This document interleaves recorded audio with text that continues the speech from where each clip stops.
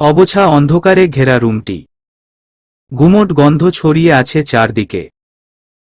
নিস্তব্ধ রুমটিতে চেয়ার টানার কর্কশ শব্দ চার দেয়ালে বাড়ি খেয়ে এদিক সেই দিক ছুটাছুটি করছে। টেবিলের উপর থাকা ল্যাপটপটি কেউ ক্ষণে ক্ষণে জ্বালাচ্ছে আবার নিভিয়ে ফেলছে। সে বরং আর কেউ নয়, সেই মাস্ক পরিধান ব্যক্তিটি। আজও তার হিংস্র চোখ দুইটি ব্যতীত কিছুই দেখা যাচ্ছে না। তার ভাবভঙ্গি অতি শান্ত। কিছু মানুষের হিংস্র ভাব থেকে শান্ত ভাবটা সবচেয়ে বেশি ভয়ঙ্কর হয়ে থাকে। কথাটি যেন এই লোকটির জন্য শতগুণ প্রযোজ্য। মাস্ক পরিধানকারী লোকটি থেকে 10-12 হাত দূরে আসিফ আর রহিম মাথা নোয়ে দাঁড়িয়ে আছে। লোকটি শান্ত ভঙ্গিতেই তাদের দিকে তাকিয়ে আছে। পরিবেশটা থমথমে। হুট করে কাউরো শীতল কণ্ঠ কানে আসতে ভয়ে তারা একদম জমে যাচ্ছে। একটা ইনফরমেশন কালেক্ট করতে তোদের এত সময় লাগে? আসিফ তো রীতিমতো ভয়ে কুঁকড়ে যাচ্ছে। রহিমের চেহারায়ও ভয়ের রেখা ফুটে উঠেছে। হুট করে কাউরো গর্জনে তারা দুইজনে ভয়ে 2 পা পিছিয়ে যায়। মাস্ক পরা লোকটি গর্জে উঠে বলে, আমি কি তোমাদের চট্টগ্রাম পিকনিক করতে পাঠিয়েছিলাম, নাকি বসতি স্থাপন করতে? একটা ইনফরমেশন বের করতে এত মাস লাগে কিভাবে? কথাগুলো শুনতাই রহিম শুকনো গলায় কয়েকটা ঢোক গিলে নেয়। জিহ্বা দিয়ে ঠোঁট দুইটি ভিজিয়ে নেন। অতঃপর কাপা কাপা কণ্ঠে বলে, সরি বসো। কিন্তু সেখানে গিয়ে যারেই জিজ্ঞাস করি হেই কয় জানি না। সবকিছু এতই গোপনে করা হইছিল যে কেউ কিছুই কইবার এই পারে না। সামান্যটুকু ইনফরমেশন নিতেও মেলা সময় লাইগা গেছে। মাস্ক পরা লোকটি কঠোর গলায় বলে, এক্সকিউজ না দিয়ে মূল কথায় আসো। কোনো ইনফরমেশন পেয়েছো কিনা? রহিম দাঁত বের করে বলে, একদম চাঙা খবর পাইছি বসো। আপনার যে ইনফরমেশন দরকার সব আনছি। আপনি যেই মাফিয়ারে খুঁজতাছেন হেতি আরও কয়েক বছর আগেই মারা গেছে। অন্য কোনো একদলের লোক নাকি হেরে হহুত বাজে ভাবে মারছে। গোপন সূত্র থেকে জানতে পারছি যে মরার আগ পর্যন্ত ওই জিনিসটা হের কাছেই ছিল। সে ওইটা বড় এক মাফিয়ার দলের কাছে বিক্রি করতে নিছিল। বিক্রি করেও ফেলে। কিন্তু ওই পক্ষের লোকেরা জিনিসটা পেয়ে ওই মাফিয়াকে নির্মমভাবে হত্যা করে দেয়, যাতে ও কখনো এইসবের কথা কাউকে কইবার না পারে। ওই পক্ষের লোকেরা এত বড় জিনিস হাতিয়ে নেওয়ার জন্য পার্টি করব বলে ঠিক করে, আর জিনিসগুলো আলমারিতে রেখে চলে যায়। অতঃপর যখন তারা ফিরে এসে জিনিসটা নিতে আসে তখন দেখে সেইগুলো নিজ জায়গায় নেই।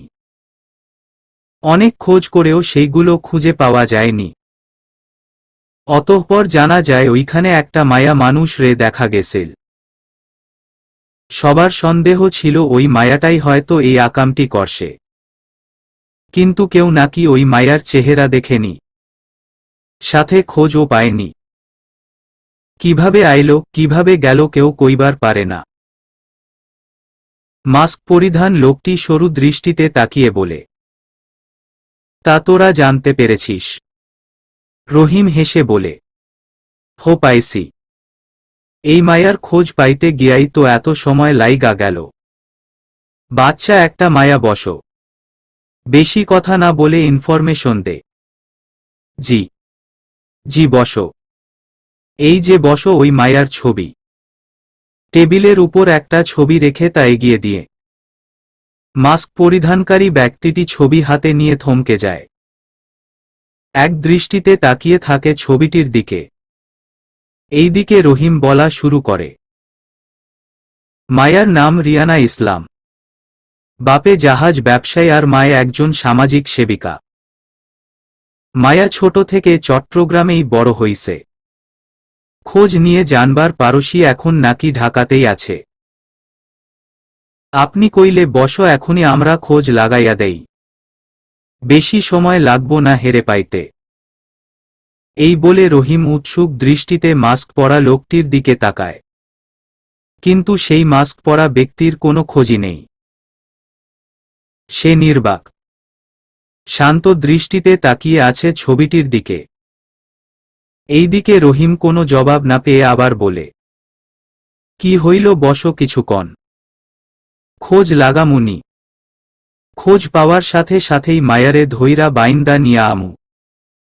মায়া মানুষ একটু ভয় দেখালেই সব বইলা দিব। রহিমের কথা শুনে আসিফ বলে, মেয়েটার মধ্যে যদি ভয় থাকতো তাহলে নিজের জানের রিস্ক এইভাবে নিত না। রহিম আসিফের কথা শুনে দাঁত কেলিয়ে বলে, ভয় না পাইলে কি হইছে, ভয় পাইব। আমগোথেরার ডিগ্রি 3rd ডিগ্রি টর্চার দিল ই তোতাপাখির মতো বকবক করা শুরু কইরা দিবনে। এই বলে রহিম হালকা শব্দ করে আসে। এমন সময় কাউরো গর্জনের আওয়াজ কানে আসতেই রহিম চুপ সে যায়। মাস্ক পরা লোকটি চেঁচিয়ে বলে, জাস্ট শাট আপ। তোদের আমি বেশি কথা বলতে বলেছি, তাহলে বলছিস কেন?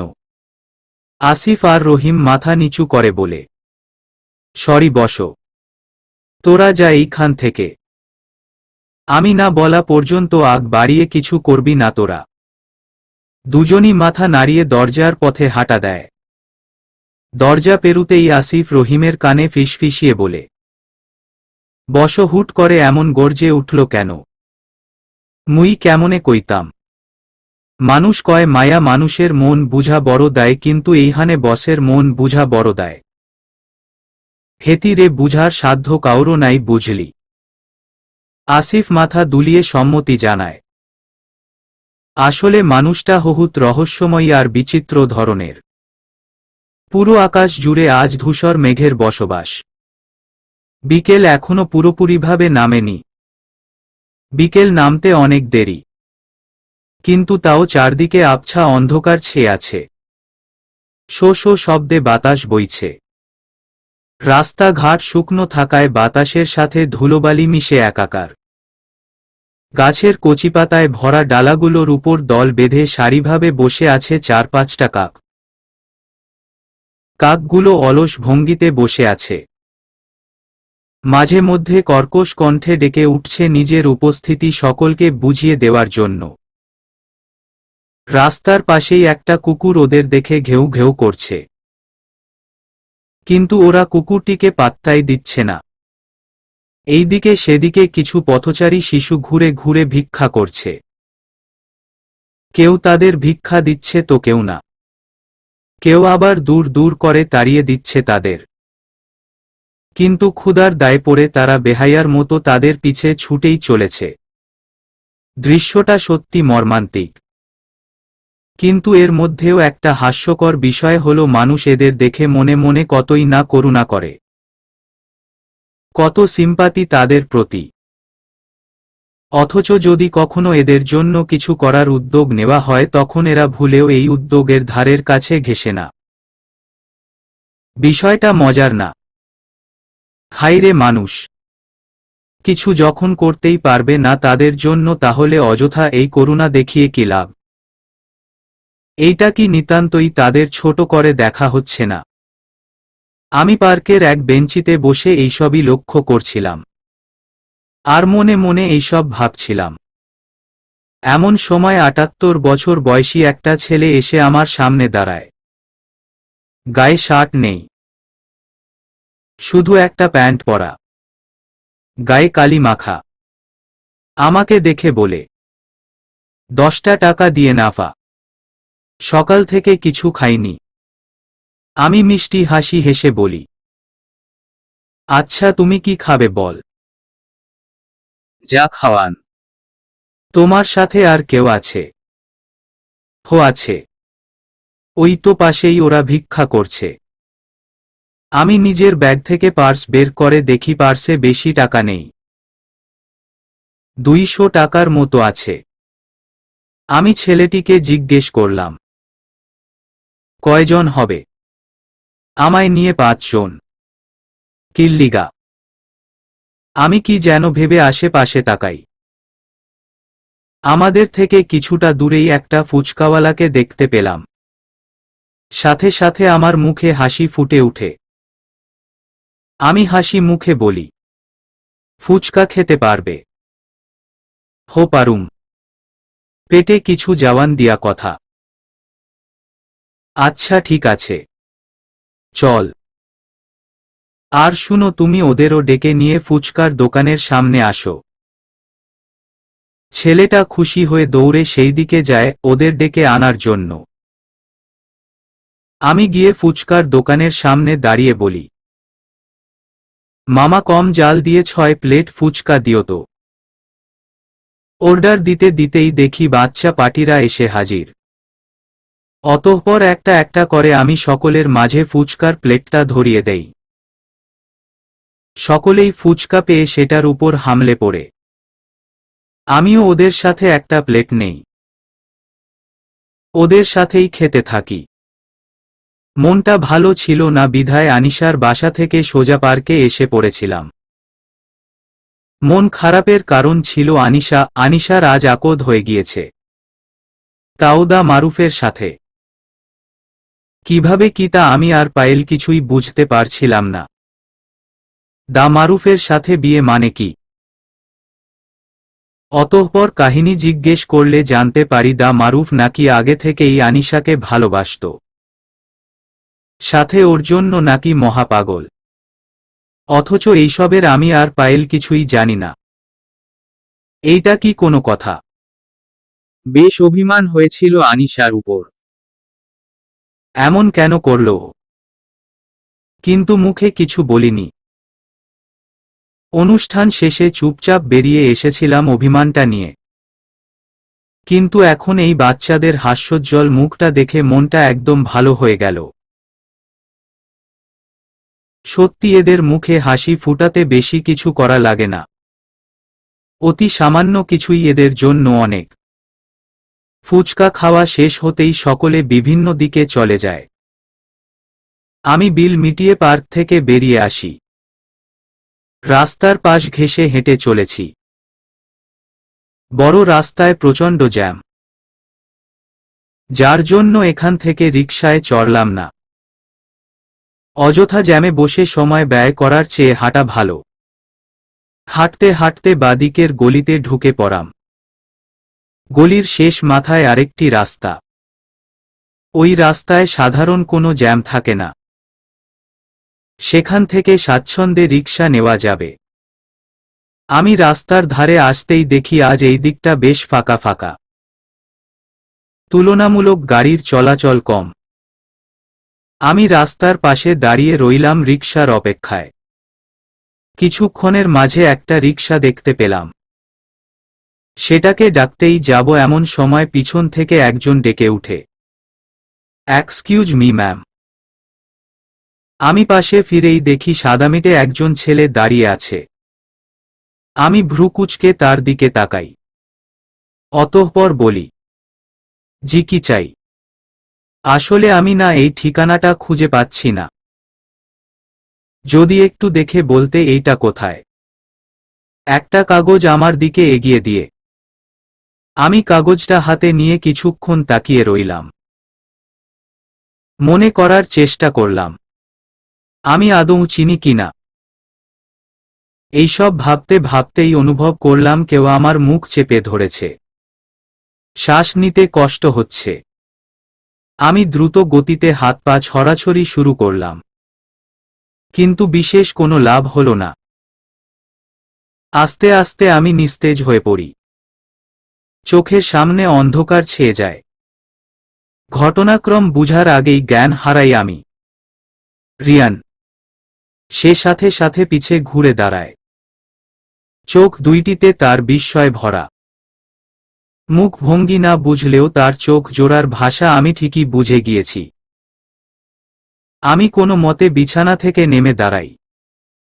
ধীর পায়ে তার দিকে এগিয়ে যাই। সে এখনো স্থির হয়ে দাঁড়িয়ে আছে।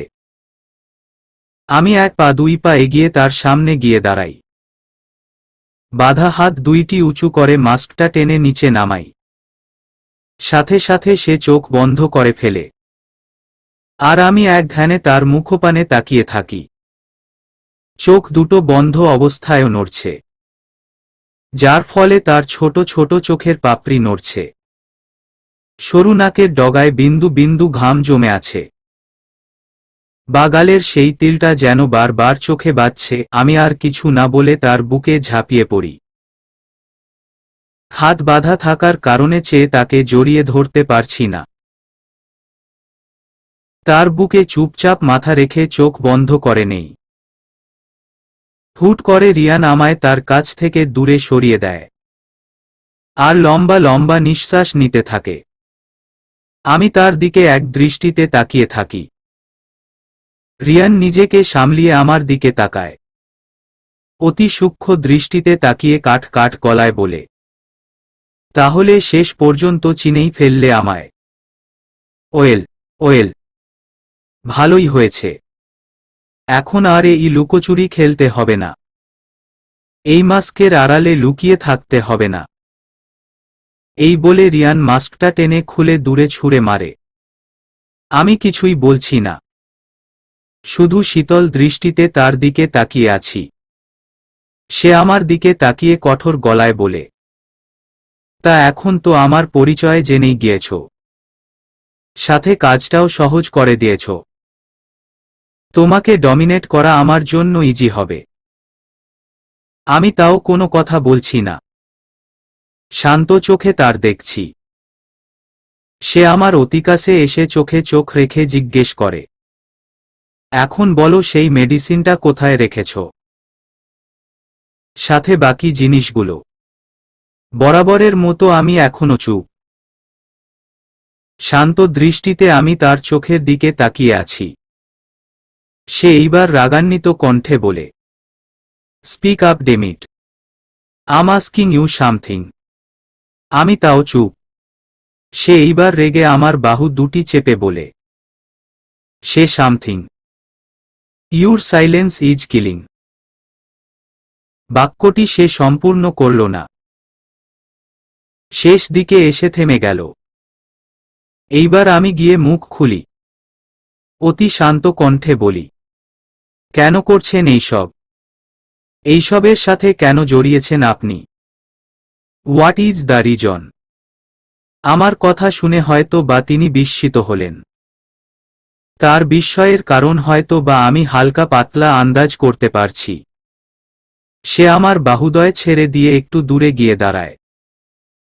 কিছুক্ষণ চুপ থেকে কাট কাট গলায় বলে, টাকার জন্য করছি এইসব। টাকার লোভ কার না থাকে? আর যদি এতগুলো টাকার ব্যাপার হয় তাহলে তো কথাই নেই। আমি শান্ত কণ্ঠে বলি, মিথ্যে যখন বলতে পারেন না তখন কেন বলেন? What rubbish is this? আমি কেন মিথ্যে বলতে যাব? তাও আবার তোমার কাছে, যেখানে আমার পরিচয় অলরেডি ফাঁস হয়ে গিয়েছে। ক্ষণেকের মাঝে মানুষ পরিবর্তন হতে পারে, কিন্তু অভ্যাসগুলো না। আর তা যদি হয় বদভ্যাস, তাহলে তো কোনোদিনও না। আর সেই বদভ্যাসগুলোই দুই একসময় মানুষকে চিনিয়ে দিতে সাহায্য করে। আপনার বেলায়ও তাই। মিথ্যে যদি নাই বলেন, তাহলে নিজের বা পার্টি দিয়ে বারবার মেঝেতে শব্দ কেন করছেন? এইটা তো আপনি তখনই করেন যখন আপনি মিথ্যে বলেন। কথাটা বলার সাথে সাথে রিয়ান অপ্রস্তুত হয়ে যায়, কিন্তু পরক্ষণেই সে নিজেকে সামলে বলে, are you out of your mind? এমন স্টুপিড অ্যাক্টিভিটিস দিয়ে তুমি আমার কথাগুলো মিথ্যে বলছো? রিডিকুলাস। আচ্ছা, সেইগুলো বাদ দিন। যদি বলি আপনার কথা, আমি বিশ্বাসই করি না। আমি রিয়ানকে খুব ভালো মতো চিনি। সে কখনোই টাকার জন্য এইসব করবে না। তাহলে বলবো, তুমি রিয়ানকে কখনো চিনতেই পারোনি। যাকে না দেখে চিনা যায় তাকে চিনতে সে কখনো ভুল করতে পারে না। নিজের এইসব থার্ড ক্লাস কথা নিজের কাছেই রাখো। তোমার এইসব কথায় আমার কোনো ইন্টারেস্ট নেই।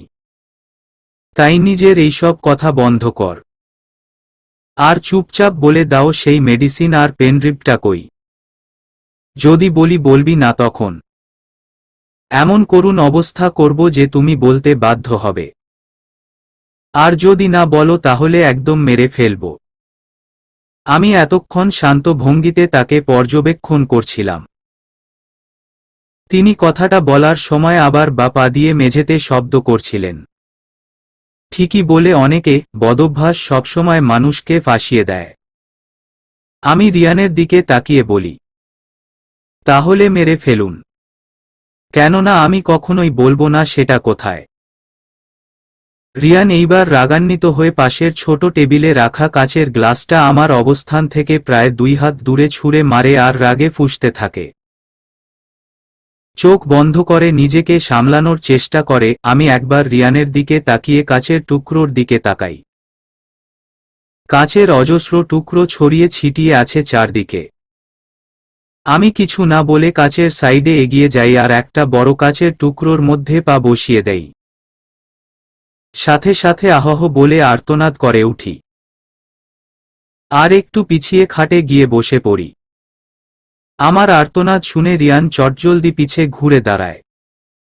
আমাকে খাটে বসে থাকতে দেখতে ভ্রু কুঁচকে তাকায়। অতঃপর মেঝেতে হালকা রক্ত দেখতে পেয়ে তড়িৎ গতি ছুটে আসে আমার কাছে। মেঝেতে হাঁটু গেড়ে বসে আমার পা দুটো তার কোলে তুলে নেন। অতঃপর আমার এক পায়ে বড় একটি কাচের টুকরো বিঁধে থাকতে দেখে উদ্বিগ্ন হয়ে পড়েন। সে ঘুরিয়ে ঘুরিয়ে আমার পাটা দেখতে থাকেন। চোখে মুখে তার অস্থিরতা ফুটে উঠেছে। বারবার হাঁসফাঁস করছেন। মাঝে মধ্যেই কি যেন বিড়বিড় করছেন। আর আমি শান্ত দৃষ্টিতে তার কর্মকাণ্ড দেখছি। সে পাটা ভালোভাবে দেখে নিয়ে কাচের টুকরোটা ধরে একটানে কাচটা বের করে আনেন। সাথে সাথে আমার মুখ দিয়ে চাপা আর্তনাদ বেরিয়ে আসে। পায়ের তালু বেয়ে গলগল করে রক্ত পড়তে শুরু করে। এতে যেন রিয়ান আরও অস্থির হয়ে পড়েন। সে আমার পায়ে অনবরত ফু দিতে থাকে। আর কেমন হাঁসফাঁস করতে থাকেন। যেন ব্যথাটা আমি না বরং তিনিই পেয়েছেন। অতঃপর নিজের পকেট থেকে রুমালটা বের করে আমার পায়ের রক্তক্ষরণ স্থানে চেপে ধরেন। উদ্বিগ্ন গলায় বলে, খুব ব্যথা করছে তাই না? তার কথা শুনে আমি মুচকি হেসে বলি, যেই ছেলে কিছুক্ষণ আগেই আমাকে নিজ হাতে মারতে চাইছিল সেই এখন আমার সামান্য আঘাত সহ্য করতে পারছে না। বিষয়টা হাস্যকর না? কথাগুলো শুনে রিয়ান আমার দিকে করুণ চোখে তাকায়। বেশ কিছুক্ষণ এইভাবে তাকিয়ে থেকে মুখ ঘুরিয়ে নেয়। তা দেখে আমি বলি, আমি আবার জিজ্ঞেস করছি, বলুন না কেন করছেন এইসব? এইসবের সাথে কেন জড়িয়েছেন আপনি? সেই মেডিসিন দিয়েই বা কি করবেন আপনি? রিয়ান এইবার আমার দিকে তাকিয়ে বলে, যদি বলি খারাপ কিছু করব। আমার উদ্দেশ্য খারাপ। তাহলে কি বিশ্বাস করবে? আমি মাথা নাড়িয়ে বললাম, না, বিশ্বাস করব না। কেননা আপনাকে আমি খুব কাছ থেকে পর্যবেক্ষণ করছি। খুব ভালো করে জানি আমি আপনাকে। আপনার উদ্দেশ্য কখনো খারাপ হতে পারে না। আপনি আমায় বারবার প্রশ্ন করতেন না আমি কেন সব জেনে বুঝেও এমন অবুঝের মতো হয়ে থাকি। এর কারণ আমি আজ আপনাকে বলবো। কারণ আমি আপনাকে কাছ থেকে পর্যবেক্ষণ করতে চেয়েছিলাম। আপনাকে ভালোভাবে জানতে চেয়েছিলাম। তাই তো সবকিছু জেনে শুনেও বারবার আপনাকে প্রশ্ন করতাম। শুধুমাত্র আপনার মুখে কথাগুলো শুনব বলে। বারবার চাইতাম আপনি যেন আমায় সব বলেন। আপনার কি মনে হয় আমি শুভ এর অ্যাক্সিডেন্ট সম্পর্কে কিছু জানতাম না? জানতাম। সব জানতাম। তাও আমি বারবার আপনাকে জিজ্ঞেস করেছি। যদি আমি বুঝদারের মতো আচরণ করতাম তাহলে আমি আমায় কখনো এইসব কথা বলতেন না, বুঝাতেনও না। আপনি খেয়াল করেছেন কি না জানি না, আমি কিন্তু আপনার সাথে কথা বলার সময় প্রায়ই চুপ হয়ে যেতাম। এর কারণ এই না যে আমার কাছে কোনো উত্তর ছিল না বা আমি উত্তর দিতে চাইনি, বরং আপনাকে পর্যবেক্ষণ করব। আমি চুপ হয়ে যেতাম। আপনার কথা বলা, ভঙ্গিমা, আচরণ সবকিছু আমি সূক্ষ্মভাবে পর্যবেক্ষণ করতাম। আপনার না বলা কথাগুলিও আমি বুঝে যেতাম, কিন্তু কখনো তা প্রকাশ করতাম না। মাঝে মধ্যে আপনি কি বলেন তা দেখার জন্যও চুপ রইতাম। এই অবুঝ আচরণের জন্যই আজ আমি আপনাকে এতটা জানতে পেরেছি, আপনাকে মুখস্থ করতে পেরেছি। এই যে কিছুক্ষণ আগে আমি কিন্তু চুপ ছিলাম। নিশ্চয়ই বুঝেছেন কেন চুপ ছিলাম। আমি যখন আপনার নাম ধরে ডাকি আর আপনার মাস্ক খুলি তখন কিন্তু আপনার চোখে নিজের পরিচয় বেরিয়ে আসার ভয় ছিল না, বরং ছিল কাউকে হারিয়ে ফেলার ভয়। আপনার মনের মধ্যে ছিল না কোনো কঠোরতা, বরং ছিল জোরতা। আপনার কথার মধ্যে ছিল এক রাস দায়িত্ববোধ। আমাকে থাপ্পড় মারার পর আপনাকে অনুতপ্ত হতে দেখেছি। তাই বলছি, আপনাকে চিনতে আমি ভুল করতে পারি না। আমার বিশ্বাস আছে আপনার উপর। আপনি কখনো এমন কাজ করবেন না যার জন্য অন্য কারো ক্ষতি হয়। অবশ্য আমার এই বিশ্বাসের আরেকটা কারণ আছে। তা না হয় অজানা থাক। রিয়ান আমার দিকে এক দৃষ্টিতে তাকিয়ে বলে, বিশ্বাস ভালো, কিন্তু অন্ধবিশ্বাস না। যার সাথে তোমার কোনো সম্পর্কই নেই তাকে কি এতটা বিশ্বাস করা ঠিক? এতটাও বিশ্বাস করো না যে যখন বিশ্বাসটা ভাঙবে তখন সইতে না পারো। আমি হেসে বলি, আমাকে কি বিশ্বাস করা যায় না? কথা ঘুরাচ্ছ কেন? আপনি আমার প্রশ্নের সঠিক উত্তর দিচ্ছেন না কেন? গুটিয়ে নাও এইসব থেকে নিজেকে। মেডিসিনটা আমায় দিয়ে দাও। আগে প্রশ্নগুলোর উত্তরটা দিন। রিয়ান এইবার চুপ হয়ে যায়। আমিও চুপ করে রই। অতঃপর আমি বলি, বুঝতে পারছি আপনি কোনো না কোনোভাবে পরিস্থিতির মায়াজালে আবদ্ধ, যার জন্য আপনার ভাবভঙ্গি বলছে আরেক কথা আর আপনি বলছেন অন্য কথা। যদি সত্যিটা এখন বলতে না চান তাহলে আমাকে অন্যভাবে বুঝিয়ে দিন। রিয়ান আমার চোখের দিকে তাকিয়ে বলে, অপেক্ষা করতে পারবে। দীর্ঘ অপেক্ষা। কথা দিচ্ছি এই অপেক্ষার শেষ প্রহরে গিয়ে তুমি তোমার প্রশ্নের সকল উত্তর পাবে। আপাতত যা যেভাবে চলছে তা চলতে দাও। বিশ্বাস করতে বলছেন তাহলে? হুম। আমি আর কিছু না বলে চুপ থাকি। বেশ কিছুক্ষণ এইভাবে থাকার পর রিয়ান আমার দিকে প্রশ্ন ছুঁড়ে মারে, আমাকে বিশ্বাস করার অন্য কারণটা কি? যেদিন আমি আমার করা প্রশ্নের উত্তরগুলো পাব সেই দিন আমিও এই প্রশ্নের উত্তর দিয়ে দিব। আপাতত প্রশ্নটা তুলা থাকল। রিয়ান বেশ কিছুক্ষণ আমার দিকে তাকিয়ে থেকে উঠে দাঁড়ায়। দ্রুত পায়ে রুম থেকে বেরিয়ে যায়। ক্ষণেকের মাঝেই আবার ফিরে আসে। হাতে তার ফার্স্ট এইড বক্স। তা দেখে আমি দীর্ঘ নিঃশ্বাস নেই। 6 মাস পর গোধূলির শেষ প্রহর। ধীরে ধীরে চারদিকে অন্ধকার নেমে আসছে। এমন সময় আমি ক্লান্ত ভঙ্গিতে বাসায় ঢুকছি। চোখে মুখ একদম মলিন হয়ে আছে। আমি 2-1 পা এগিয়ে যাচ্ছি, ভিতরে যাচ্ছি। প্রচণ্ড ক্লান্ত লাগছে আজ। আমার মলিন চেহারা দেখে রেনু আন্টি বলে, কি রে, আজ তোকে এমন লাগছে কেন? আমি অলস ভঙ্গিতে হাত নাড়িয়ে বলি, আজ অনেক ক্লান্ত লাগছে তাই হয়তো। জাগিয়ে দ্রুত হাত মুখ ধুয়ে আয়। আমি খাবার নিয়ে আসছি। আমি রুমের দিকে যেতে যেতে বলি, খেতে ইচ্ছে করছে না। রুমে এসে ব্যাগটা পড়ার টেবিলে রেখে এপ্রনটা খুলে চেয়ারে ছুঁড়ে রেখে দেই। শরীর থেকে কেমন বিশ্রী গন্ধ আসছে। গন্ধে গা কেমন গুলাচ্ছে। এখন শাওয়ার না নিলে হয়তো মরেই যাব। আমি আর দেরি না করে কাপড় নিয়ে ঢুকে পড়ি ওয়াশরুমে। শাওয়ার নিয়ে এসে টাওয়ালটা বারান্দায় মেলে এসে বিছানায় ধপ করে শুয়ে পড়ি। শরীর পুরো ছেড়ে দিয়েছে। ক্লান্তিতে দুই চোখ লেগে আসছে। ইতিমধ্যে শরীরও ম্যাজম্যাজ করতে শুরু করে দিয়েছে। আমি চোখ বন্ধ করে শুয়ে আছি এমন সময় দরজা ঠেলে রেনু আন্টি রুমে আসে। হাতে তার খাবারের প্লেট। সে আমাকে হাত পা ছড়িয়ে শুয়ে থাকতে দেখে বলে, না খেয়ে ঘুমিয়ে পড়ছিস কেন? আগে খেয়ে নে কিছু। সারাদিন তো মনে হয় না ঠিক মতো কিছু খেয়েছিস। এখন একটু খেয়ে নে। আমি আন্টির আওয়াজ শুনে ঘাড় ঘুরিয়ে পাশ ফিরে তাকাই। ছোট ছোট চোখে বলি, ইচ্ছে করছে না তো। ঘুম পাচ্ছে খুব। আন্টি তেতে উঠে বলে, দেব এক কানের নিচে। কয়েকদিন ধরে দেখছি ঠিক মতো কিছুই খাচ্ছিস না। দিন দিন কিভাবে শুকিয়ে যাচ্ছিস। আর রাতে কি ঘুমাস না নাকি?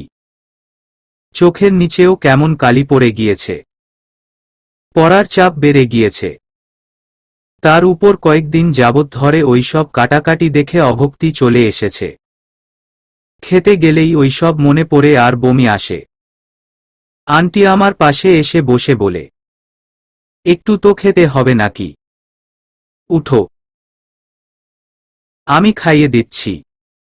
এক প্রকার টেনে হিচড়ে আমাকে তুলে বসালো। অতঃপর পরম যত্নে খাইয়ে দিতে থাকল। তার খাইয়ে দেওয়ার মধ্যেও লুকিয়ে ছিল অপার মমতা। একে আর আমাকে দেখে যে কেউ বলবে আমরা মা ও মেয়ে। অথচ তার সাথে আমার তেমন কোনো সম্পর্কই নেই। কথাটা ভেবে আমি আনমনে হেসে ফেলি। একটু আগেই পায়েল মেডিকেল থেকে ফিরে এসেছে।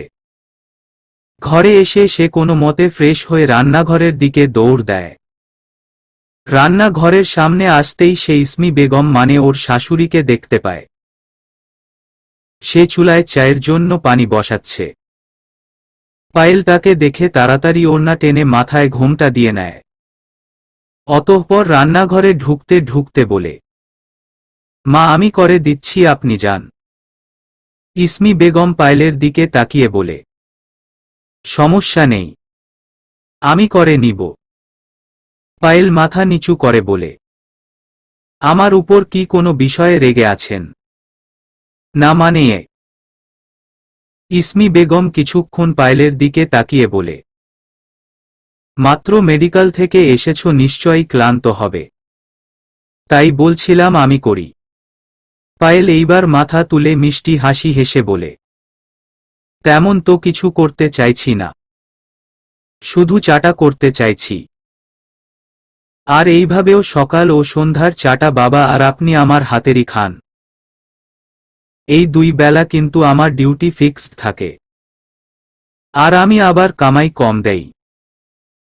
ইসমি বেগম হেসে পায়েলের সামনে দাঁড়িয়ে বলেন, আচ্ছা ঠিক আছে তুমিই করো, আমি বরং যাই। আচ্ছা, আমি ক্ষণেক মাঝেই চা করে নিয়ে আসছি। ইসমি বেগম হালকা হেসে রুমে চলে আসেন। রুমে আসতেই দেখেন বিছানায় বসে আমির সাহেব বই পড়ছেন। সম্ভবত কোনো উপন্যাস। ইসমি বেগমও বিছানার অপর পাশে এসে বসেন। অতঃপর আমির সাহেবকে উদ্দেশ্য করে বলেন, মেয়েটা বড্ড ভালো। আমির সাহেব বইয়ের পাতার দিকেই দৃষ্টি রেখে বলে, কোনো মেয়ে? ইসমি বেগম শুরু চোখে আমির সাহেবের দিকে তাকিয়ে বলে, পায়েলের কথা বলছি আমি। আমির সাহেব এইবার বইয়ের পাতার থেকে দৃষ্টি সরিয়ে নিয়ে ইসমির বেগমের দিকে তাকিয়ে বলেন, তা কি আজ বুঝলে? শুরু থেকেই তোমায় বলে আসছি মেয়েটা ভালো। ওকে কষ্ট দিও না। কিন্তু না, কে শুনে কার কথা? শুরুর দিকে যদি এইটা বুঝতে তাহলে মেয়েটা এতটা কষ্ট পেত না। ইসমি বেগম মাথা নিচু করে বলে, হুট করে সব মানিয়ে নিতে পারছিলাম না। কেন যেন ওকে নিজের বৌমা হিসাবে নিতে পারছিলাম না। আদিবের উপর রাগ হচ্ছিল, কিন্তু কিছু বলতে পারছিলাম না। তাই ঘোরের মধ্যে এসে ওর সাথে কর্কশ ব্যবহার করে ফেলি। কিন্তু পরে বুঝতে পেরেছি মেয়ে হিসাবে ও খুব লক্ষ্মী। দেখলে না কিছুদিনের মধ্যেই কেমন সংসারী হয়ে উঠেছে। আসলেই বলতে হচ্ছে, আদিব নিজের জন্য যে মেয়ে পছন্দ করেছে তা হয়তো বা আমি নিজে খুঁজেও আনতে পারতাম না। নিজের ভুল বুঝতে পেরেছ, এইটাই অনেক। কিন্তু মেয়েটার উপর সব দায়িত্ব দিয়ে দিও না। ওর উপর কিন্তু পড়ার চাপ অনেক। মেডিকেলের পড়ালেখা এত সহজ না, বুঝলে। কোনো মানসিক চাপ দিও না ওর উপর। ইসমি বেগম তেতে উঠে বলে। আমাকে কি তোমার জি বাংলার মূর্খ বা অত্যাচারী শাশুড়ি মনে হয়? আমির সাহেব চশমা ঠিক করতে করতে বলেন। সারাদিন যদি ওইসবই দেখতে থাক তাহলে তা মনে হতে বেশি দেরি নেই। এই কি বললে? আমির সাহেব না শোনার ভান করেন, বইয়ের দিকে মনোযোগী দৃষ্টিতে তাকিয়ে রইলেন। এই মুহূর্তে যেন বইটি না পড়লে খুব বড় কিছু হয়ে যাবে। ইসমি বেগম তা দেখে রেগে কিছু বলতে যাবেন তার আগেই পায়েল ট্রেতে চা করে নিয়ে আসে। পায়েল ইসমি বেগম আর আমির সাহেবকে চা দিয়ে নিজের রুমে চলে আসে। বিছানায় বসতেই চোখ দিয়ে 2 ফোঁটা নোনা জল গড়িয়ে পড়ে। কিন্তু ঠোঁটের কোণে ঝুলতে থাকে তৃপ্তির হাসি। না এই কান্না দুঃখের, না খুশির। চা দিতে গিয়ে পায়েল ইসমি বেগম আর আমির সাহেবের কথা শুনে নেয়। ইসমি বেগম যে ওকে মেনে নিয়েছে তা ভাবতেই পায়েল খুশিতে আপ্লুত হয়ে যায়। কিন্তু তা তখন প্রকাশ করে না, কিন্তু এখন রুমে এসে নিজেকে আর ধরে রাখতে পারছে। আজ সে অনেক খুশি। সে যেন আজ সব পেয়ে গিয়েছে, সব। আদিবকে আজ জড়িয়ে ধরে এতগুলো থ্যাংক ইউ দিতে ইচ্ছে করছে।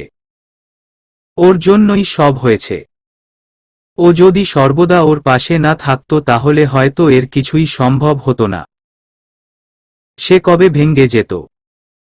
আল্লাহের কাছে লাখ লাখ শুকরিয়া জানাচ্ছে যে সে তাকে আদিবের মতো জীবনসঙ্গী দিয়েছে। পায়েল নিজেকে নিয়ন্ত্রণ না করতে পেরে আদিবকে ফোন দিয়ে ফেলে। 2 বার রিং হতেই আদিব ফোন ধরে। ফোন রিসিভ হতেই পায়েল বলে উঠে, I love you. I love you a lot. পায়েলের কথা শুনে আদিব ভ্যাবাচ্যাকা খেয়ে যায়। চোখ দুইটো বড় বড় হয়ে আসে। ফোন রিসিভ করতেই আদিব এমন কিছু শুনবে তা মোটেও আশা করেনি। আদিব কান থেকে ফোন সরিয়ে নিয়ে একবার ভালো করে নাম্বারটা দেখে নে। এইটা কি আদৌ পায়েলের নাম্বার কি না, ভুলে অন্য কাউরো নাম্বার রিসিভ করে ফেলেনি তো সে আবার। কিন্তু না, নাম্বার তো ঠিকই আছে। আদিব অবিশ্বাস্য সুরে বলে, প্রেয়সী তুমি ঠিক আছো তো? শরীর খারাপ করেছে নাকি? আদিবের কথা শুনে পায়েল ছোট ছোট চোখ করে বলে, আমার আবার কি হবে? আমি একদম ঠিক আছি। তাহলে ফোন দিয়ে যে এইভাবে আই লাভ ইউ বললে? Because I love you. হি হি। বাই। এই বলে ফোন খট করে কেটে দেয়। আদিব যেন এইবার আরেক দফা অবাক হয়। সে কিছুক্ষণ ফোনের স্ক্রিনের দিকে তাকিয়ে থেকে বলে, এই মেয়ে নির্ঘাত আমায় একদিন পাগল বানিয়ে ছাড়বে। কখন কি করে কিছু বুঝি না। আসলেই মানুষ ঠিকই বলে, মেয়ে মানুষের মন বুঝা বড় দায়। এদের মনে কখন কি চলে কে জানে। আনিশা মুখ ফুলিয়ে রেস্টুরেন্টে বসে আছে। একটু পর পরই তীক্ষ্ণ দৃষ্টিতে মারুফের দিকে তাকাচ্ছে। কিন্তু এতে মারুফের কোনো ভ্রুক্ষেপ নাই। সে চুপচাপ মেনু দেখে চলেছে। আনিশা এইবার কাট কাট গলায় বলে, এইখানে কেন এনেছেন আমায়? মারুফ আনিশার কথা শুনে চোখ তুলে তাকিয়ে বলে, রেস্টুরেন্টে মানুষ কি জন্য আসে? ডাফার। কিন্তু হুট করে এইসবের মানে? মারুফ আনিশার প্রশ্নের উত্তর না দিয়ে ওয়েটারকে ডাক দিয়ে অর্ডার দেয়। অতঃপর আনিশার দিকে তাকিয়ে বলে, নিজেকে একবার আয়নায় দেখছ? শুকিয়ে নিজের কি হাল করেছ? মনে হচ্ছে যেন জামাইয়ের টাকার আকাল পড়েছে আর তুমি এর জন্য দুঃখী অভাগী নারী হয়ে ঘুরছ। আনিশা তীক্ষ্ণ চোখে তাকিয়ে বলে, আর আপনি শ্যাম হয়ে ঘুরছেন। মারুফ ভাব নিয়ে বলে, শ্যামরা কি সাদে সাদে ঘুরে নাকি? শ্যামলতাদের চাহনিই তাদের ঘুরতে বাধ্য করে। আনিশা ভ্রুকুটি কুঞ্চিত করে বলে, কিভাবে? শ্যামলতাদের চাহনিতে এক ধরনের মাদকতা থাকে, যা শ্যামদের আসক্ত করে ফেলে, যার ফলে শ্যামরা শ্যামলতাদের পিছে আসক্ত হয়ে ঘুরে। বুঝেছ? অবশ্য এইসব তোমার মতো বাচ্চা মেয়েরা বুঝে না। আনিশা এতক্ষণ যতটা না মুগ্ধ হয়ে কথাগুলো শুনছিল, শেষের কথাটা শুনে সে ফুঁসে উঠে তিক্ত কণ্ঠে বলে, তো এই বাচ্চা মেয়ের পিছে ঘুরেন কেন? মারুফ মিষ্টি হাসি হেসে বলে, কারণ সে আমার শ্যামলতা, তাই। আনিশা এই কথার প্রত্যুত্তরে কি উত্তর দিবে তা বুঝে উঠতে পারছে না। শব্দ খুঁজে পাচ্ছে না সে। শুধু ফ্যাল ফ্যাল করে তাকিয়ে রয় মারুফের দিকে। ঘড়িতে 12টা বাজতে আর কিছু সময় বাকি। চারদিকে পিন পিন নিস্তব্ধতা। ঘড়ির কাটা শব্দ কানে আসছে।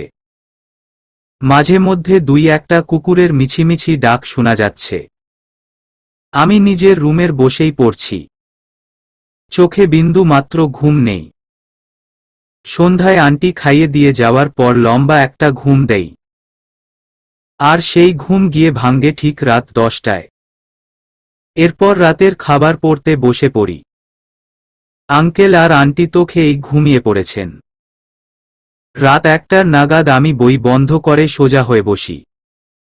আড়মোড়া ভেঙে ঘড়ির দিকে তাকাই। টেবিলে মাথা হেঁট করে চোখ বন্ধ করে রাখি। আজ কাউকে তীব্রভাবে মনে পড়ছে। স্মৃতিগুলো মস্তিষ্কের কোণে কোণে ছড়িয়ে পড়েছে। ধীরে ধীরে মনটা যেন ব্যাকুল হয়ে উঠছে। আমি তড়িৎ গতিতে চোখ খুলে ফেলি। উঠে বসে কয়েকটা দীর্ঘ নিঃশ্বাস নেই। নিজেকে শান্ত করার পর বারবার চোখ চলে যাচ্ছে টেবিলের নিচের ড্রয়ারটায়। হাতও যেন বেসামাল হয়ে ড্রয়ারের দিকে ছুটে চলে যেতে যাচ্ছে। মন বারবার আকুপাকু করছে। মন বারবার বলছে, ড্রয়ারটা খুল। তোর সব সমস্যার সমাধান এইখানেই আছে। খুল, তুই খুল। কিন্তু মস্তিষ্ক বলছে, ড্রয়ার খোলার কোনো দরকার নেই। খুললেই তুই ফুরবল হয়ে পড়বি। মন ও মস্তিষ্কের টানাপোড়েনে অবশেষে মন জিতে যায়। আমি ড্রয়ার টান দিয়ে খুলি ফেলি। ড্রয়ারের এক কোণে একটা ছোট সাদা রঙের খাম পড়ে আছে। খামটা আমি হাতে নিয়ে টেবিলের উপর রাখি। অতঃপর খামটা খুলে দেখি। তাতে ছোট একখান চিঠি আর একটা চাবি। 6 মাস আগে পাওয়া এই খামটি আমি আজ খুলছি। হয়তো আজও খুলতাম না যদি না মনটা এতটা ব্যাকুল হয়ে উঠত। এই মন এত বেহায়া কেন কে জানে। যা তার চাই মানে তার চাই, এই চাই। কখনো এই মনের সাথে পেরে উঠা যায় না। আমি ধীর গতিতে খামটা বের করি। এমন একটা ভাব করি যেন চিঠিটা পড়া আমার জন্য মোটেও কোনো গুরুত্বপূর্ণ বিষয় না। না পড়লেও চলবে। কিন্তু মন, সে তো ব্যাকুল হয়ে আছে। তার যেন কৌতূহলের শেষ নেই এই চিঠিতে কি আছে। সেকেন্ড কয়েকের মধ্যে হাজারো জল্পনা কল্পনা এঁকে বসে আছে মনে। আমি ধীরে ধীরে চিঠির ভাঁজটা খুলি। অতঃপর পড়তে শুরু করি। রিউ পাখি, কি অবশেষে আমার কথা পড়ল বুঝি? তা কতদিন পর মনে পড়ল। 1 সেকেন্ড, 1 মিনিট, 1 ঘন্টা, 1 দিন, 1 সপ্তাহ, 1 মাস, 1 বছর পর নাকি মনেই পড়েনি? যদি মনে পড়ে তাহলে নিশ্চয়ই এখন চিঠিটা পড়ছ। আর যদি না মনে পড়ে তাহলে তো এই চিঠির পাতায় ধুলোর স্তূপ জমে রইবে। এত কিছু বলে ফেললাম, অথচ এইটাই জিজ্ঞেস করলাম না কেমন আছো। তা প্রশ্নটা কি এখন জিজ্ঞেস করব? না থাক, এই প্রশ্নও সেই প্রশ্নের সাথে তুলা রইল। কেমন? আচ্ছা, চিঠিটার কি কোনো চাবি পেয়েছ? চাবিটা কিন্তু এমন তেমন চাবি মনে করো না আবার। এইটা হচ্ছে মন ভালো করার চাবি। এখন এই মন ভালোটা আসলে কি তা তোমায় খুঁজে বের করতে হবে। আমি কিন্তু কিছুই বলছি না। তুমি না আমাকে খুব ভালো করে বুঝো। তাহলে এই কথাটাও বুঝে নিও। চিঠিটা আর বড় করতে চাইছি না। চাইছি না তা বললে ভুল হবে। আসলে আর শব্দ খুঁজে পাচ্ছি না, তাই বাধ্য হয়ে ইতি টানছি। শেষে শুধু এতটুকুই বলতে চাই, নিজের যত্ন নিও। আমি তো নেই তোমাকে দেখার জন্য, তাই নিজের খেয়াল নিজেই রেখ। ইতি। চিঠিটা পড়ে আমি কিছুক্ষণের জন্য চুপ হয়ে রইলাম। বুঝার চেষ্টা করছিলাম রিয়ানের কথাটা। কিসের চাবি এইটা? বারবার মনে মনে রিপিট করছিলাম একটা কথা, মন ভালো করার চাবি, মন ভালো করার চাবি। অতঃপর যখন বুঝতে পারি তখন লাফিয়ে উঠি। বড় বড় চোখ করে চাবিটির দিকে তাকিয়ে রই। কিছুক্ষণ সেইভাবেই তাকিয়ে থেকে আমি দ্রুত চাবিটা হাতে মুষ্টিবদ্ধ করে নিয়ে রুম থেকে বেরিয়ে আসি। তীব্র এক অস্বস্তি ও সংশয় নিয়ে আমি ছুটে যাই পূর্ব দিকে থাকা রুমটির দিকে। দরজাটির সামনে এসে দাঁড়াতেই সবার আগে চোখে পড়ে no one is allowed to গেইনসিড লিখা বোর্ডটি। সাথে সাথে কিছু স্মৃতি মনের ভিতরে ঝাঁক দিয়ে বসে। মনে মনে হাসলাম আর বললাম, নিজে থাকুক বা নাই থাকুক রুমের বাইরে বোর্ডটা ঝুলা আবশ্যক। পাগল একটা। আমি চারদিকে চোখ বুলিয়ে দেখে নেই কেউ আছে কিনা। না, কাউকে চোখে পড়ল না। আমি একবার হাতে থাকা চাবিটির দিকে তাকাচ্ছি তো আরেকবার দরজার দিকে। বুক ভরা নিঃশ্বাস নিয়ে রুমের লকের ভিতরে চাবিটা ঢুকাই। চাবিটা ঘুরাতেই দরজার লকটা খুলে যায়। সাথে সাথে ঠোঁটের কোণে সরু এক হাসির রেখা ফুটে ওঠে। আমি চাবিটা খুলে লকে মোচড় দিতেই দরজা খুলে যায়। আজও রুমটা সেই দিনের মতো ঘুটঘুটে অন্ধকার। কিন্তু আজ নাকে কোনো সুগন্ধযুক্ত ঘ্রাণ নাকে আসছে না, বরং গুমোট এক গন্ধ নাকে আসছে। বুঝাই যাচ্ছে রুমটা 6 মাস যাবৎ বদ্ধ থাকার কারণে ফেপে আছে। আমি আলতো হাতে দরজাটা লাগিয়ে দেই। দেয়ালে হাতড়ে হাতড়ে লাইটের সুইচগুলো খুঁজে বের করার ক্ষুদ্র চেষ্টা করি। খানিকক্ষণ বাদে পেয়েও যাই। কিন্তু কোনটা লাইটের সুইচ তা বুঝতে না পেরে এক এক করে সকল অন আর অফ করতে থাকি। অবশেষে লাইট জ্বলতেই আমি প্রশান্তির নিঃশ্বাস নেই। পিছে ঘুরে তাকাতেই দেখতে পাই বেশ পরিপাটি একটি রুম। রুমটা বেশ বড় বটে। আমি সূক্ষ্ম চোখে সব পর্যবেক্ষণ করতে থাকি। রুমের ঠিক মাঝে বিছানাটি, তার উপর কালো চাদর। বিছানার সাথে লেগে থাকা দেয়ালে রিয়ানের একটা ছবি ঝুলছে। বিছানার পাশে কাবার্ড ও অপর পাশে বারান্দা। বারান্দার দরজাটি বিশাল বড় আর পুরাই কাচের। দরজাটি থেকে ঠিক 2 হাত দূরে পড়া টেবিল। তার পাশেই শটান হয়ে দাঁড়িয়ে আছে একটি গিটার। পড়া টেবিলের ঠিক বিপরীত পাশে ড্রেসিং টেবিল। বিছানার ঠিক বরাবর ওয়াশরুম। বিছানার সাথেই 2 ড্রয়ারের একটি বেড সাইড টেবিল। তার উপর একটা ফ্রেম আর ল্যাম্পশেড। ফ্রেমে রিয়ানের একটা ছবি লাগানো। দূর থেকে বুঝতে পারলাম সকল আসবাবপত্রে বেশ ধুলো জমেছে। জমবার কথাই। 6 মাস ধরে রুমটি বন্ধ। কেউ আসে না রুমটিতে, যার জন্য পরিষ্কারও করা হয় না। আমি দীর্ঘ নিঃশ্বাস নিয়ে এগিয়ে যাই বারান্দার দিকে। ফেপে থাকা রুমটিতে একটু সতেজ বায়ুর প্রয়োজন বোধ করছি, তাই বারান্দার গ্লাসটা খুলে দিল। সাথে সাথে এক মুঠো বাতাস এসে বাড়ি খেল আমার মুখের সাথে। এমন লাগছিল যেন বাতাসটি এতক্ষণ ভিতরে আসার জন্যই আকুপাকু করছিল। আমি মুচকি হেসে পড়া টেবিলের দিকে চলে যাই। টেবিলে বইগুলো বিন্যস্ত আকারে সাজানো। আমি সেইগুলোই নেড়েচেড়ে দেখতে থাকি। হঠাৎ চোখ যায় 2টি বইয়ের নিচে থাকা একটা স্কেচবুকের দিকে। হুট করে স্কেচবুকটি দেখার তীব্র আগ্রহ জাগে। স্কেচবুকটি হয়তো বা চোখে পড়ত না, কিন্তু স্কেচবুকের উপরের কাভারটা অতি সুন্দর, যার জন্য এটি সহজেই আমার চোখ কাড়ে। কথায় আছে, মানুষ সুন্দরের পূজারী। একই কথাটা আমার জন্য প্রযোজ্য হয়ে দাঁড়ালো। কভারের সৌন্দর্যটি আমাকে তার দিকে আকর্ষিত করতে সক্ষম হয়ে গেল। আমি সেটি হাতে নিয়ে টেবিলের সাথে থাকা চেয়ারটি হাত দিয়ে ধুলোগুলো সরিয়ে বসে পড়ি। আলতো হাতে স্কেচবুকটি খুলে দেখতে থাকি। প্রথম কয়েক পৃষ্ঠায় প্রকৃতির বেশ কয়েকটা স্কেচ আঁকা। এরপর ব্যস্ত শহরের কিছু দৃশ্য। স্কেচগুলো এতটাই সূক্ষ্ম যে কেউ বলতে পারবে না এইটা হাতে কলমে আঁকা। স্কেচের নিচে বাদিকটায় ছোট করে তারিখ দেওয়া, সাথে একটা সিগনেচার। বলা বাহুল্য, সিগনেচারটা রিয়ানের।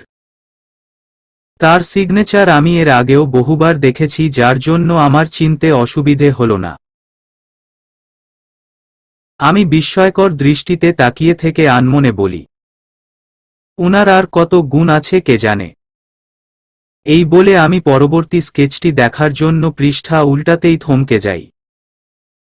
স্থির দৃষ্টিতে তাকিয়ে থাকি স্কেচটির দিকে। সূক্ষ্ম দৃষ্টিতে স্কেচটা পর্যবেক্ষণ করতে থাকি। স্কেচটি একটি মেয়ের। এলোমেলো চুল তার। হাত দিয়ে সে সেই এলোমেলো চুলগুলো ঠিক করতে ব্যস্ত। ঠোঁটের কোণে চওড়া হাসি। চোখ দুটো যেন স্নিগ্ধতায় ঘেরা। হালকা বোচা নাকটিতে বিন্দু বিন্দু ঘাম। হাসির কারণে গাল দুটো আরো ফুলা উঠেছে। রাস্তার পাশে থাকা সোডিয়াম লাইটের আলো তার মুখ বরাবর এসে পড়ছে। গলার একটু নিচে হালকা আলো পড়েছে, আর সেই আলোয় তার গলায় থাকা ছোট কালো কুচকুচে তিলটি ঝলঝল করে উঠেছে। স্কেচটি দেখা যে কেউ বলবে এটি পুরোই জীবন্ত। এতটাই নিখুঁত এই স্কেচটি। আমার স্কেচটি দেখে বুঝতে বেশি বেগ পেতে হলো না যে এইটা আমার স্কেচ। আমি মুগ্ধ চোখে আমাকেই দেখছি। নিজেকে যেন এই স্কেচে নতুন রূপে আবিষ্কার করছি। কিছু কিছু জিনিস আছে যা মুখে বলে এর সৌন্দর্য প্রকাশ করা যায়। এই স্কেচগুলোও ঠিক সেই রকমই একটা বস্তু। আমি এক এক করে সকল স্কেচ দেখতে লাগলাম। সবগুলোই আমার। কিন্তু এক এক স্কেচে আমার মুখভঙ্গি এক এক রকম। কোনটাতে আমি রেগে আছি তো কোনটাতে মুখ ফুলিয়ে। শেষের দিকে আমার একটা ছবি দেখে ছোট ছোট চোখে তাকিয়ে রই।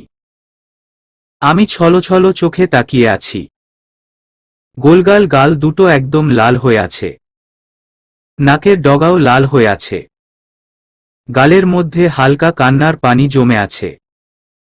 ঠোঁট উল্টিয়ে কোনোমতে কান্না চেপে আছি আমি। ছবিটা অতিসাধারণ হলেও এর চোখ দুটো যেন জীবন্ত। এই বুঝি টুপ করে চোখ দুই জল গড়িয়ে পড়বে। ছবিটি দেখার সাথে সাথে 31st নাইটের সেই ঘটনার কথা মনে পড়ে যায়। স্কেচের পাশে তাকাতেই দেখি কিছু লেখা আছে। আমি উৎসুক দৃষ্টিতে সেই দিকে তাকিয়ে পড়তে শুরু করে। সে কি জানে? তার চাহনি যে মাদকতায় ঘেরা, যা অন্যকে তীব্রভাবে আসক্ত করে। সে কি জানে? তার হাসি মাদকাসক্তিতে পূর্ণ। একবার দেখলেই নেশা ধরে যায়। সে কি জানে? কার কল্পকথার কল্পলতা সে? কার পারে তার বসবাস? সে কি জানে? কেউ তার প্রতি আসক্ত, তীব্রভাবে আসক্ত। কথাগুলো পড়ার সাথে সাথে গা শিহরণ দিয়ে উঠে। হাতের লোমগুলো যেন কেঁপে উঠে। বেশ কিছুক্ষণ লেখাগুলোর দিকে তাকিয়ে থাকতে থাকতে ঠোঁটের কোণে এক প্রশস্ত হাসি ফুটে উঠে। আমি আরও কয়েকটা পৃষ্ঠা উল্টাতেই দেখি কিছু কথা লিখা। আমি সেগুলো এইবার মনোযোগ সহকারে পড়তে শুরু করি। স্কেচ বইটা তুমি পাবে কি না জানি না। এই রুমে আসবেও কি না জানি না। কিন্তু তাও লিখছি। কেননা আমার মন বলছে তুমি একবার হলেও ঠিক এই রুমটিতে আসবে আর স্কেচ বইটা পাবে। তুমি যাতে স্কেচ বইটা পেতে পারো সেই জন্য টেবিলে বইয়ের ভাঁজে রেখে গেলাম। মাকেও মানা করে এসেছি আমি না আসা পর্যন্ত যাতে সে এই রুমে না আসে।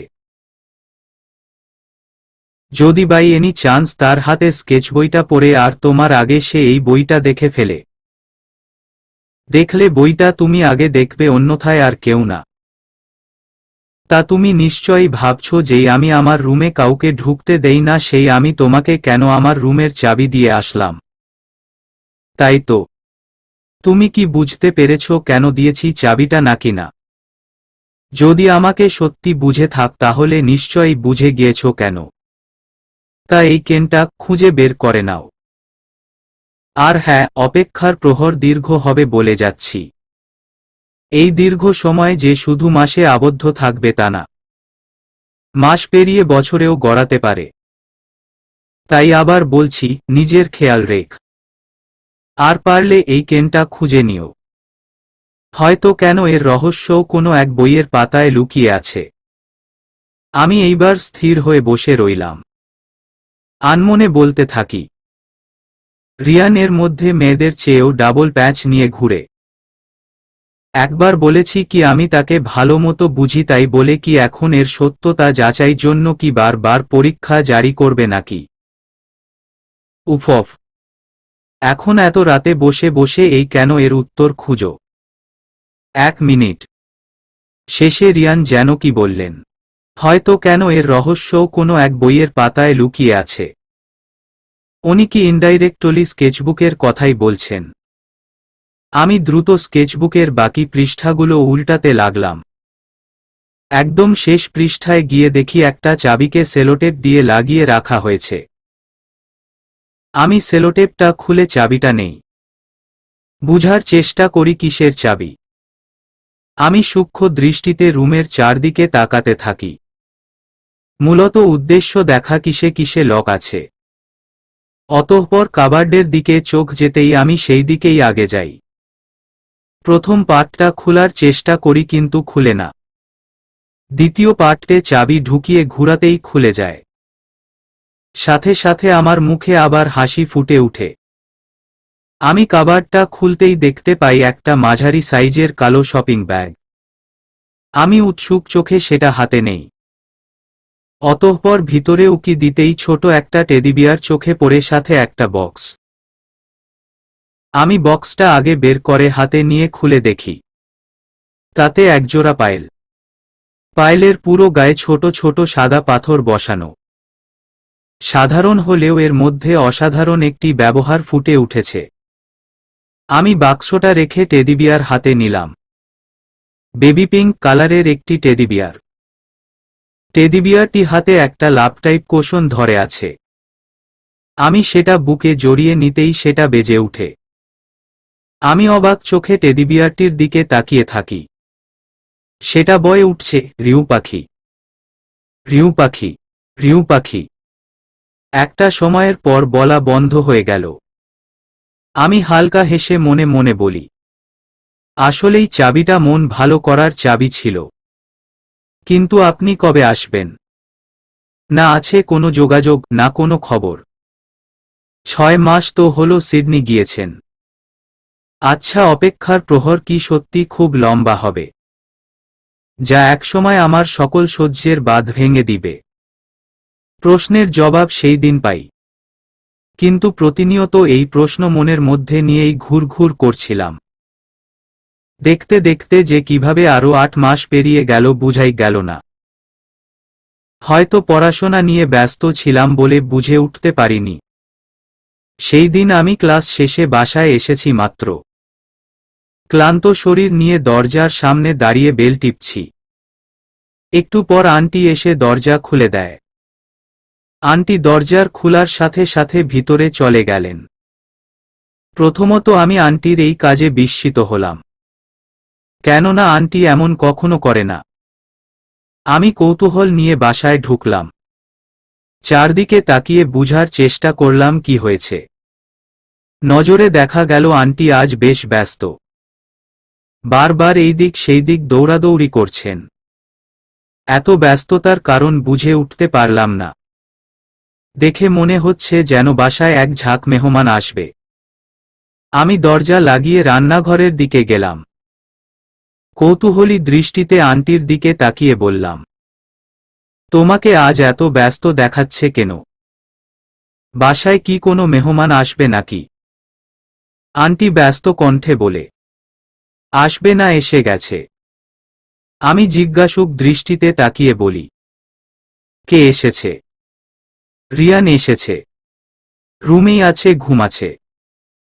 কথাটা শোনার সাথে সাথে আমার বুকটা মোচড় দিয়ে উঠে। দম বন্ধ হয়ে আসবে এমন অবস্থা। নিজের কানকে বিশ্বাস করাতে পারছি না কথাটা। মনে মনে বলছি, সত্যি কি তিনি এসেছেন? এইটা কি স্বপ্ন না সত্য? আজ প্রায় 1 বছর পর তিনি দেশে ব্যাক করেছেন। এই 1 বছরে একবারের জন্যও আমাদের মাঝে কোনো যোগাযোগ হয়নি। দেখা সাক্ষাৎ তো দূরের কথা। আমি স্থির চোখে আন্টির মুখপানে তাকিয়ে আছে। তার ব্যস্ততা এই কথার প্রমাণ দিচ্ছে যে রিয়ান এসেছে। আমি কোনো মতে নিজেকে সামলিয়ে রুমে চলে আসি।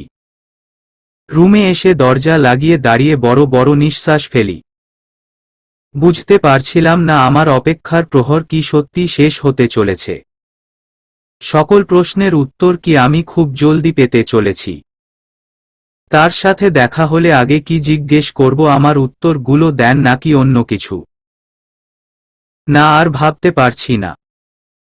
আমি দরজার সাথে পিঠ ঠেকিয়ে বসে পড়ি। ইতিমধ্যে আমি আবিষ্কার করি আমি রিয়ানের ছোট এক ঝলক দেখার জন্য মন আমার ছটফট করছে। 1টা বছর যাকে না দেখে, কথা না বলে সহজেই কাটিয়ে দিয়েছি, আজ তাকে দেখার জন্য উদ্বিগ্ন হয়ে পড়েছে। মনের মধ্যে এখন তোলপাড় চলছে। আমি দরজার সাথে মাথা ঠেকিয়ে চোখ বন্ধ করে ফেলি। নিজেকে অশান্ত মনকে শান্ত করার বৃথা চেষ্টা করতে থাকি। না জানি আজ কি হতে চলেছে। চলবে।